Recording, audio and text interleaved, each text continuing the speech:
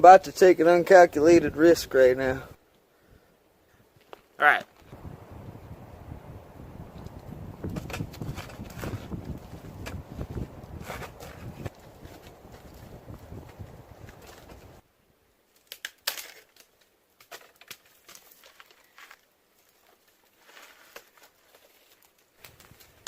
This is kind of cool. I've never been up here.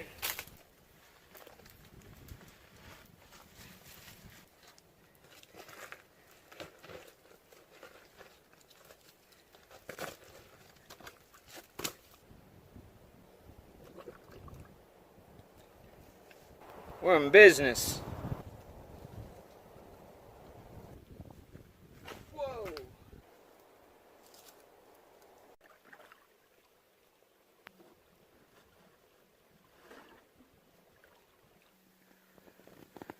It's March 3rd, and it's a very light snowfall.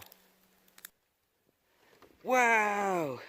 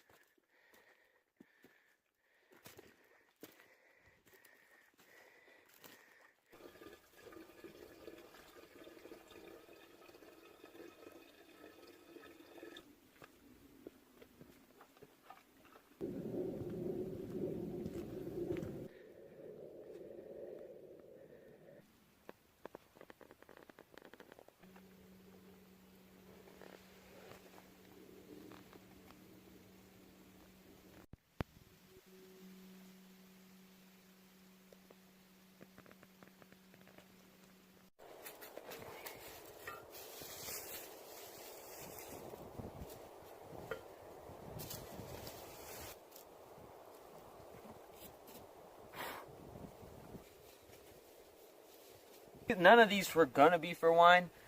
I was gonna make more elderberry wine, but since there are no elderberry plants, I might as well use some of the grape juice I got.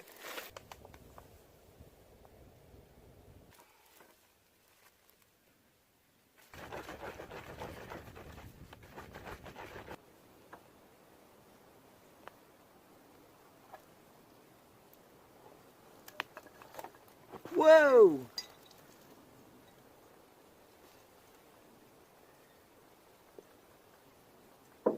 Oh, this has been behind the cabin brewing for a long time. I totally forgot about it. I made it out of just some Welch's grape juice bottles that I had buried right here on the side. And I figured I might as well make some wine with them. Let's try some. I mean, it smells good. It's been brewing for months.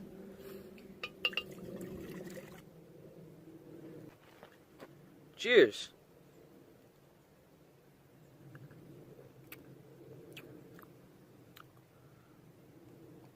Wow. I'm glad I forgot about that. That's good.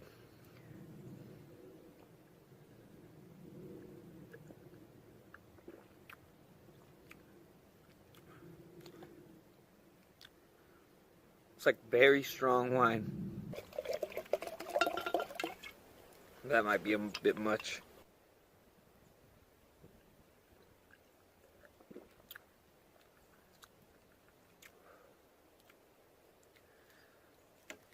That's good. That had to have sat through 3 snowstorms, rain, a whole lot of wind.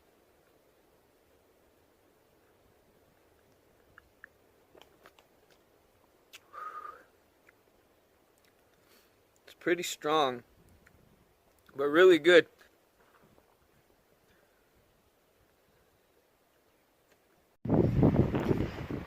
Something's blowing in from that way.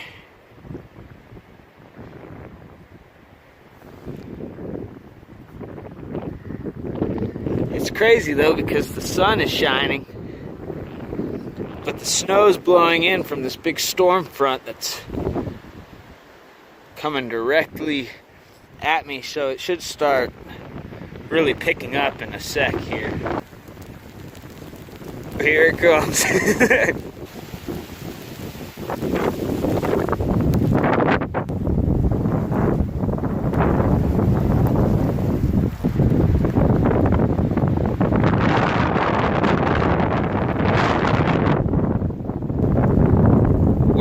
getting real heavy down there.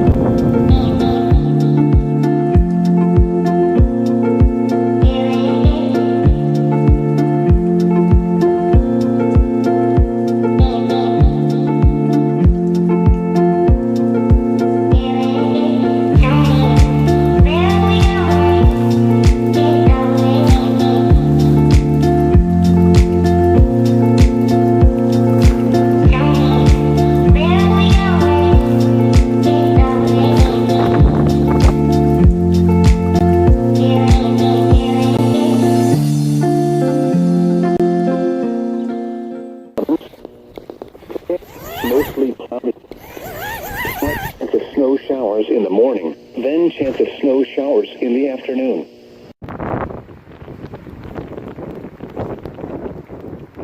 A lot of the hummingbird food actually froze. Usually it never freezes unless it's a really cold wind. It's March 10th and it hailed last year on March 10th. It hailed a little bit this morning. Right now it's dropping that real light spherical ice that comes from the upper atmosphere. Wow, it's really coming down now. Holy smokes.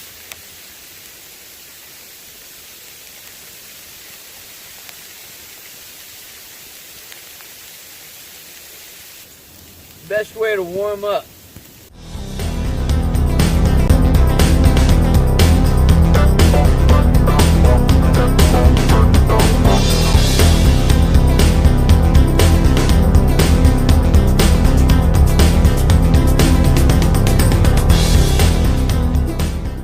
Trouble so hard, ooh Lord, my trouble so hard. Don't nobody know my trouble but God. Don't nobody know my trouble but God. Ooh Lord, my trouble so hard, ooh Lord, my trouble so hard. Don't nobody know my trouble but God. Don't nobody know my trouble but God. Oh, oh, there's icicles. Ooh, Lordy, trouble so hard.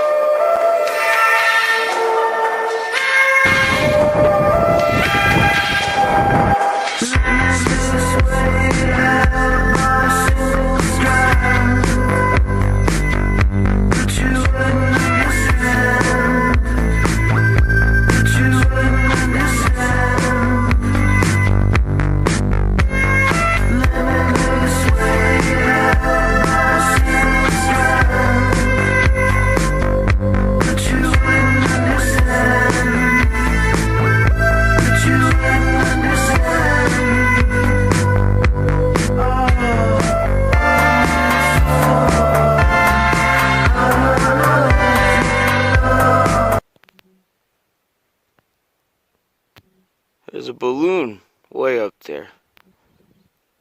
Looks like a heart. It's red too. I followed the elusive red heart balloon, and it was a successful hunt.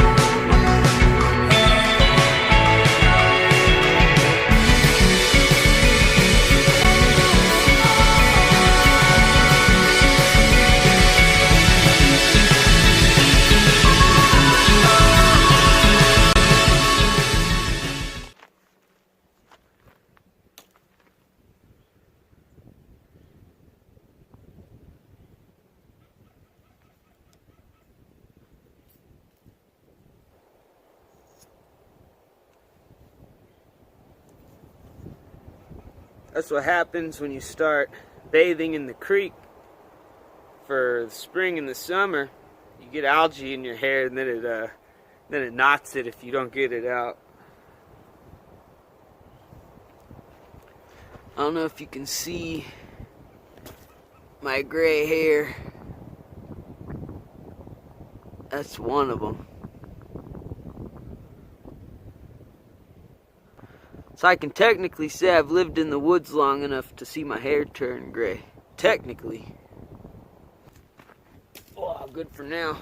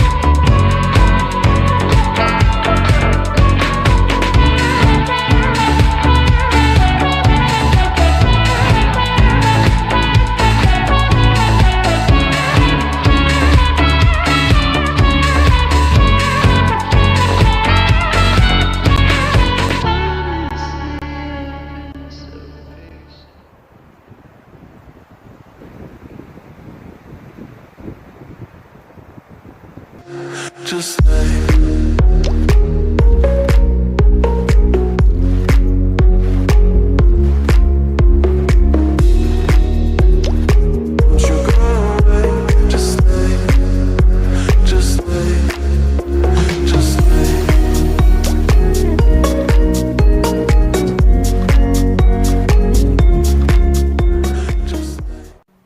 I don't know how good of an idea the bird netting is, but I'm gonna get this guy out of here.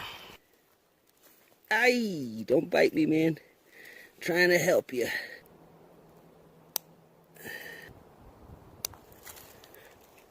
Gotta get this off of you, pal. It's weird, it's like he understands I'm getting him out of here. You are a free man. Haha, yeah. Oh my god.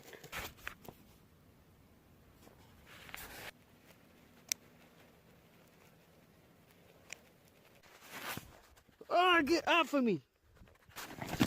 He's on my back. Get the fuck off of me. You are a free man. Now you be careful, man.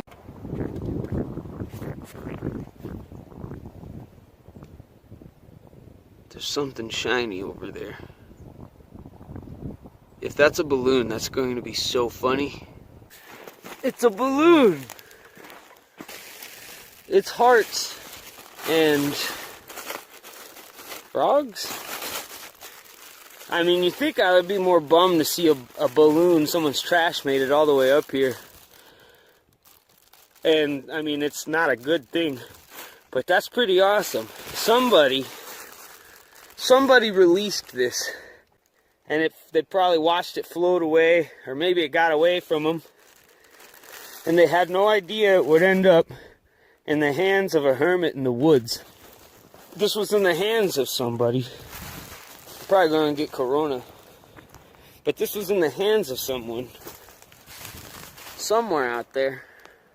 In some town.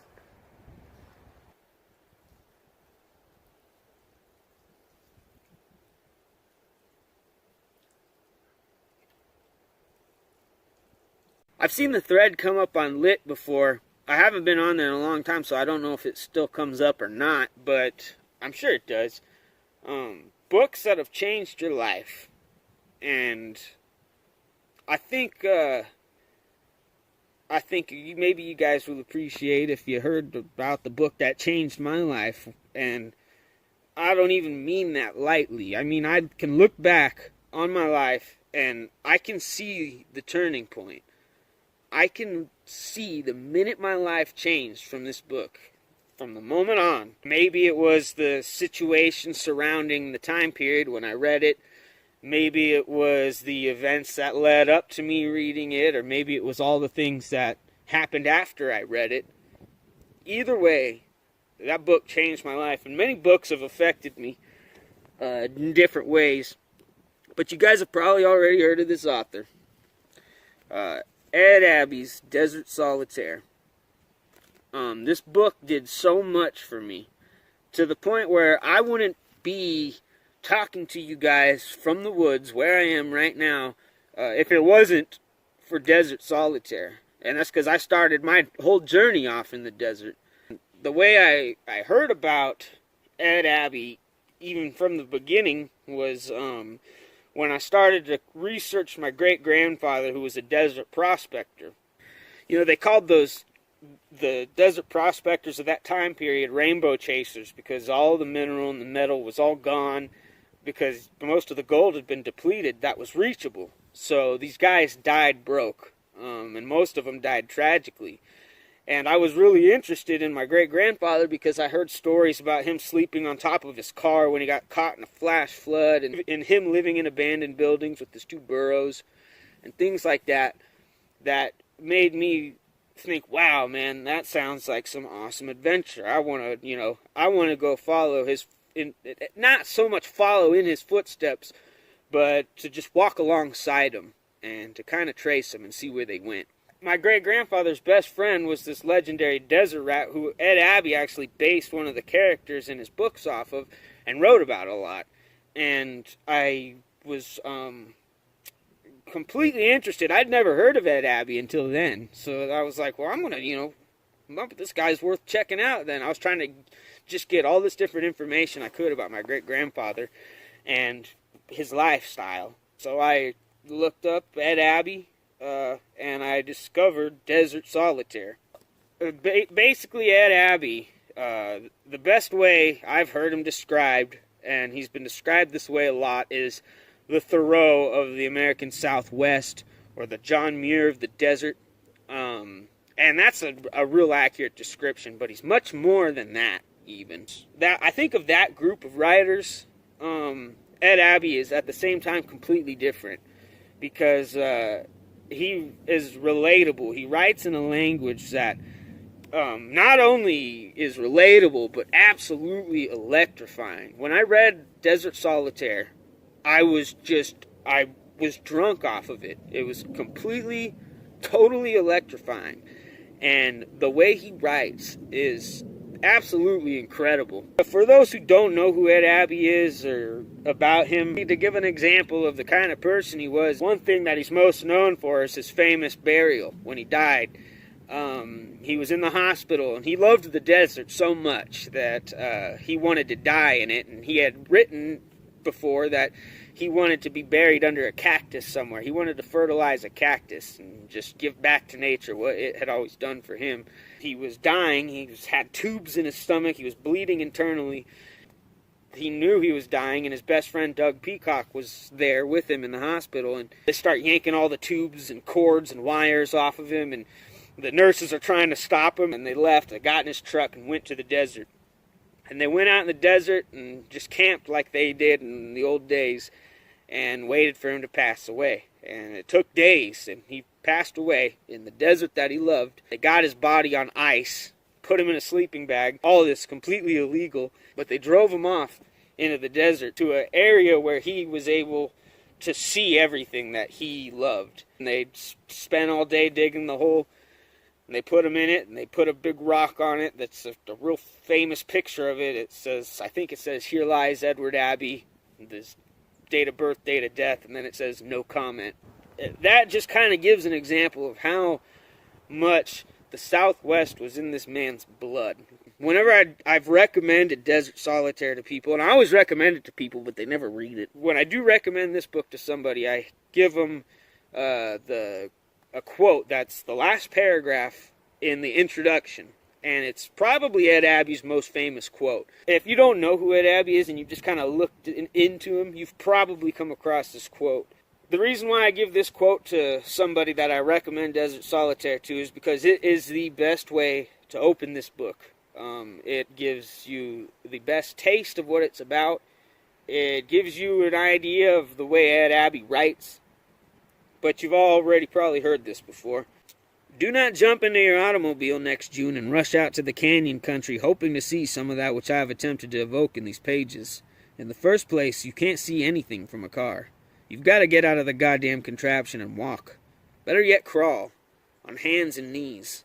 Over the sandstone and through the thorn bush and cactus. When traces of blood begin to mark your trail, you'll see something. Maybe. Probably not. In the second place, most of what I write about in this book is already gone or going under fast. This is not a travel guide, but an elegy. A memorial. You're holding a tombstone in your hands. A bloody rock. Don't drop it on your foot.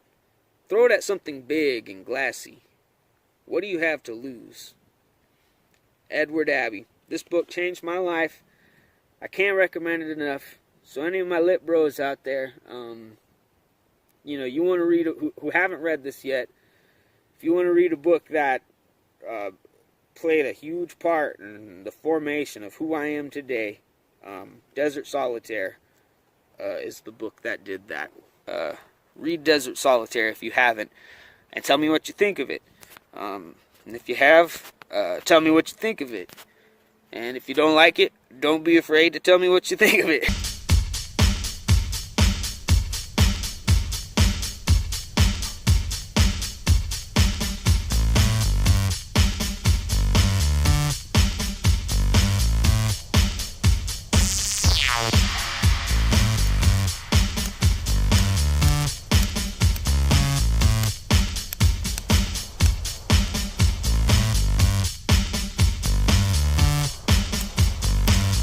There. Done.